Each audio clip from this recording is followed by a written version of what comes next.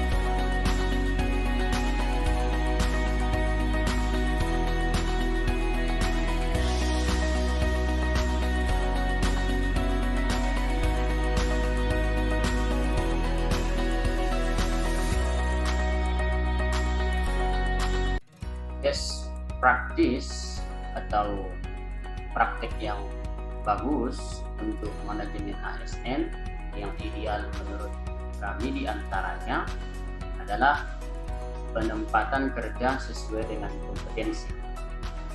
Ada sebuah slogan yang sudah familiar kita dengar, yang bahasa Inggrisnya adalah the right man in the right place, orang yang tepat pada posisi yang tepat.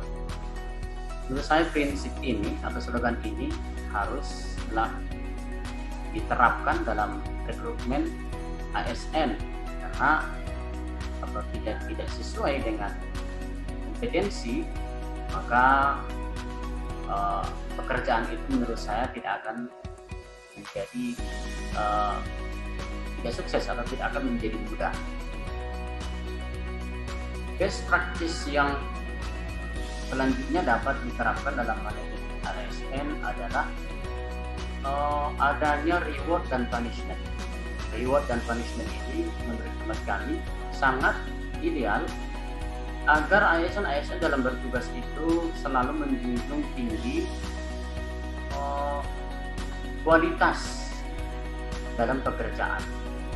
Di ASN profesional ini menurut kami haruskah diberikan semacam reward atau penghargaan.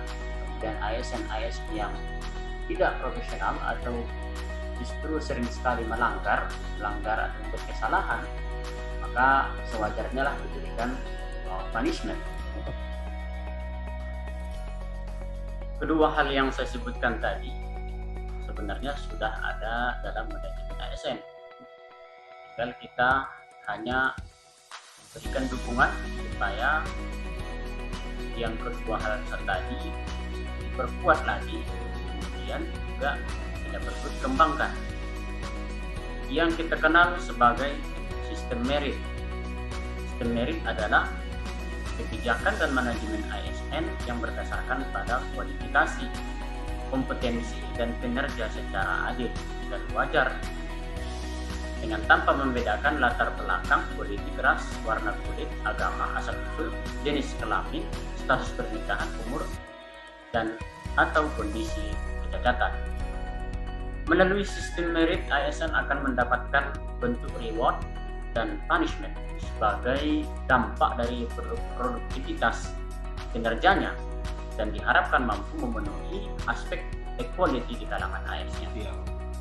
Di sini saya akan mencoba memaparkan dua contoh best practice manajemen ASN yang ideal, di mana kedua contoh best practice manajemen ASN yang ideal ini adalah berkaitan dengan dosen ASN.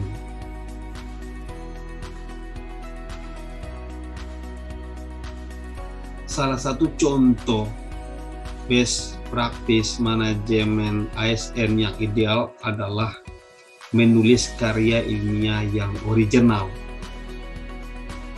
terutama dosen ASN, di mana seorang dosen tentunya dituntut untuk memberikan karya-karya ilmiah yang original, yaitu karya yang memang asli dari ide pemikiran dosen ASN. Dalam mengeluarkan atau menerbitkan sebuah tulisan karya ilmiah yang original buat seorang dosen, itu merupakan satu hal yang cukup sangat sulit, di mana tentu memiliki kerja keras dan kesungguhan oleh seorang dosen untuk melahirkan karya ilmiah yang original,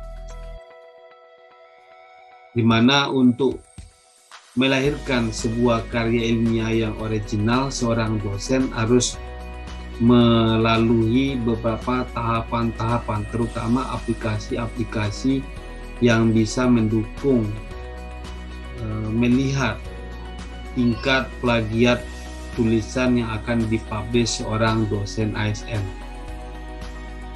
Salah satu aplikasi yang bisa mendukung karya ilmiah yang original, karya ilmiah seorang dosen ASN, yaitu harus melalui aplikasi Turnitin. Aplikasi ini sangat familiar dengan dosen, di mana aplikasi ini dapat mencek plagiarisme atau melihat tingkat plagiat karya ilmiah seorang dosen sebelum dipublish, baik dia dalam media buku atau jurnal atau media elektronik lainnya.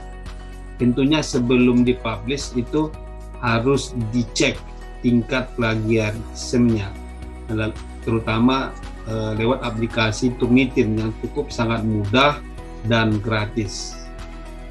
Untuk mengakses aplikasi Turnitin ini cukup sangat mudah, hanya bermodalkan dengan email kemudian password, kita sudah bisa lanjut mengisi nama depan, nama belakang, dan judul tulisan yang akan kita publish. Setelah itu kita memasukkan file yang ada di komputer ke dalam aplikasi Turnitin, kemudian kita klik upload. Nah, setelah kita klik upload, maka ini file akan diperiksa oleh aplikasi Turnitin tingkat plagiat yang ada dalam tulisan tersebut. Dari mana kita ambil dan dari mana saja referensi-referensi yang berkaitan dengan tulisan yang akan kita publish. Bahkan dalam aplikasi Turnitin ini akan nanti menyebutkan, memberikan warna-warna tersendiri terhadap tulisan-tulisan yang ada kesamaan dengan tulisan atau karya milik orang lain. Dengan demikian, seorang dosen yang ingin mempublish karya ilmiah akan mengetahui dan bisa memparafrase atau memberikan sebuah kutipan yang bisa membedakan antara karya yang akan dipublish dengan karya yang telah diterbitkan oleh orang lain. Maka dalam aplikasi Turnitin ini sangat memeriksa secara detail, bahkan nanti akan dijelaskan dari mana saja jurnal-jurnal atau buku-buku yang paling dominan berkaitan dengan tulisan karya ilmiah yang akan dipublish seorang dosen ASN. Maka dengan demikian dosen ASN tersebut bisa melihat atau bisa memperbaiki atau memparafrase tulisan yang memang sangat mirip persis dengan tulisan karya orang lain. Setelah nanti melalui proses aplikasi Turnitin, maka akan muncul hasil daripada aplikasi Turnitin tersebut. Ada nanti memberikan warna, persentase daripada tingkat plagiat tulisan tersebut. Ada yang berwarna merah. Ini mengindikasikan bahwasanya karya ilmiah akan dipublish itu memiliki tingkat plagiat yang cukup tinggi. Biasanya ini tidak layak untuk dipublish, tetapi harus diperbaiki. Nah, apabila nanti telah memberikan warna kuning, ini menunjukkan bahwasanya tingkat plagiatnya sudah mulai berkurang.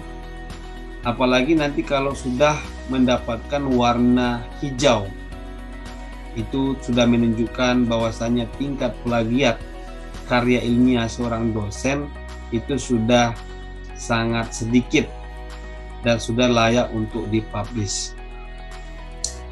Namun apabila tidak menggunakan aplikasi Turnitin atau cek plagiat ini sangat memungkinkan munculnya karya-karya ilmiah yang tidak original, mengandung tingkat plagiarisme yang cukup tinggi, yaitu tindakan mendaur ulang karya ilmiah milik orang lain.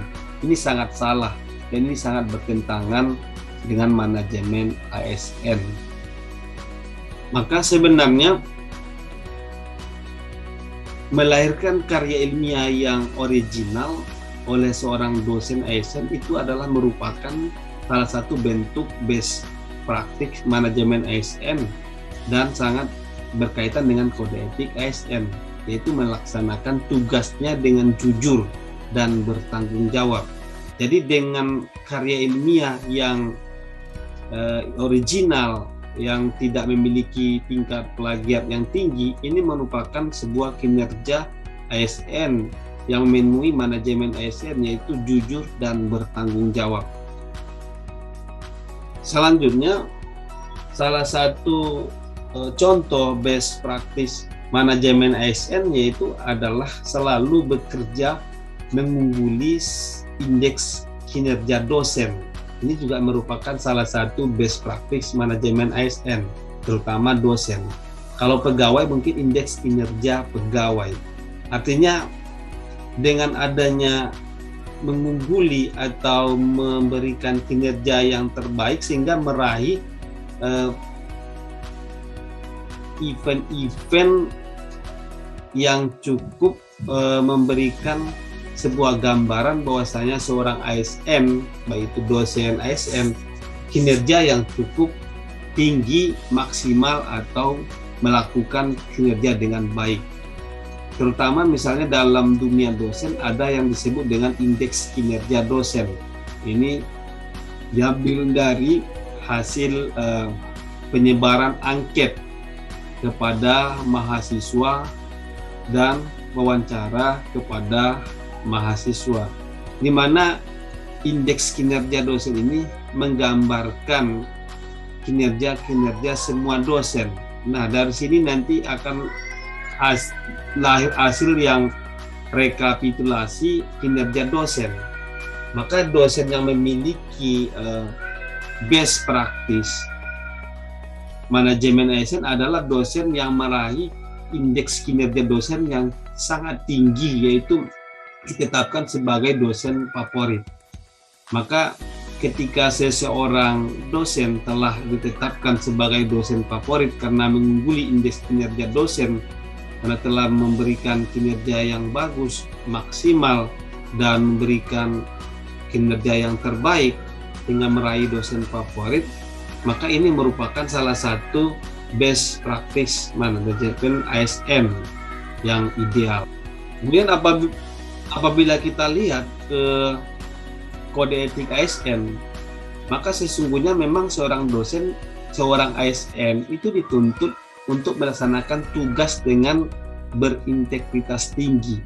Maka salah satu cerminan integritas tinggi adalah dosen-dosen yang memberikan kinerja yang bagus, kinerja yang standar tinggi, dan banyak meraih prestasi penghargaan dari semua indeks kinerja dosen, indeks kinerja pegawai, dan berbagai macam tolak ukur yang dapat menunjukkan seseorang ASN tersebut memiliki integritas yang tinggi.